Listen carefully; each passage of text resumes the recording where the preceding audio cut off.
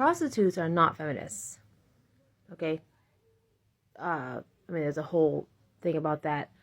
I've been researching modern human exploitation for 18 years. And so there's a lot that goes into that. But the reason why I even bring it up and feel like I should talk about it is because when I was in high school, I remember I would hear that these girls are sleeping around. They have 3 guys that they're sleeping with.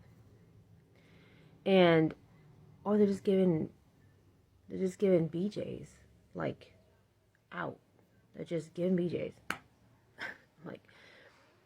And I was young. I think, 16 years old, 16, 17 years old, especially 16. I had a couple of big revelations. One of them was, I was like, I could become a whore. Okay, I could be very effective. But from what I saw, these girls, they weren't getting anything for their trouble. And here's the thing about me, is that I'm a very feeling woman, very spiritual woman, but I'm also a very calculating woman. Like, I have this part of me that's very calculating. And I'm like, I'm not giving out BJs for nothing. If I'm going to have 3 guys, I'm getting paid for my trouble. And I remember thinking, and I'm not going to like scrape by here. I am going to manipulate, and I'm not going to bother with these high school boys. They don't have any money. If I'm going to do this, I'm going to hunt down wealthy men.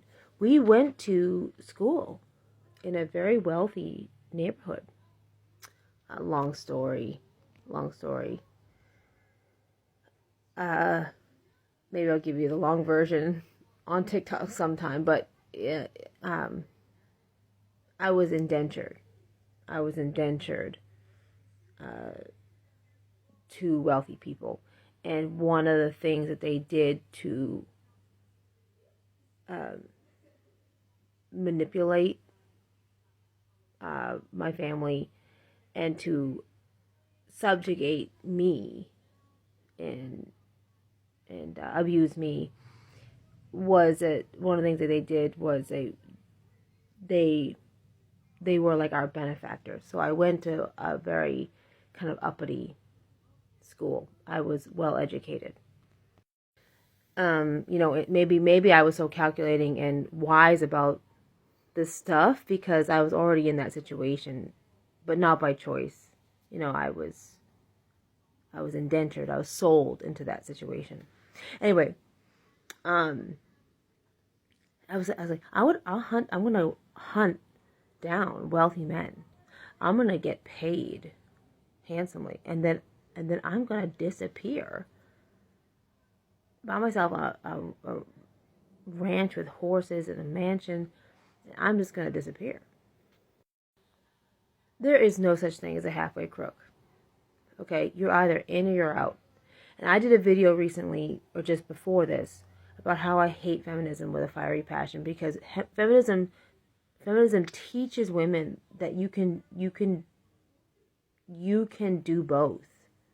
You can both be a whore and an upstanding lady. And that's a lie.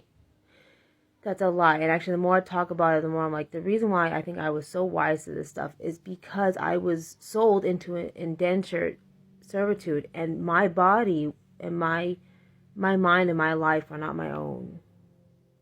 Okay, I was being given all these opportunities, but it was in exchange for labor. Okay, it was in exchange for ultimately abuse. These privileged, mostly all white American women, they played this game or they were sold early on into this game, into this lie. I can be a whore, I can hoe around, oh, I'm just young, I'm just partying, and then I'll do that for a while, then I'll settle down. And I just knew, as I said, I think I had quite a few revelations at 16 years old. Maybe I should tell you a little story. I got my hips. I became a woman at 16. Like there was this huge transformation. I was less than 100 pounds, just like a little over a year prior. And then I just gained 20 pounds in a little over a year, and I got these hips. And I remember there was this guy, he was basically an asshole, but he had this moment with me, and he was looking at me very reflectively. I don't think I ever saw this man look like that ever again. And he was kind of, it was not really in his personality, but he was looking at me when I was walking towards him, and I was going to go sit next to him on a bar stool. And he said, "You've become a woman." And that was it. That was it. He saw that. And but yeah, I was like, there's no such thing as a halfway crook. There's no such thing as a halfway whore. There is no such thing as a halfway whore. You either are or you aren't. There is such thing as a reformed whore.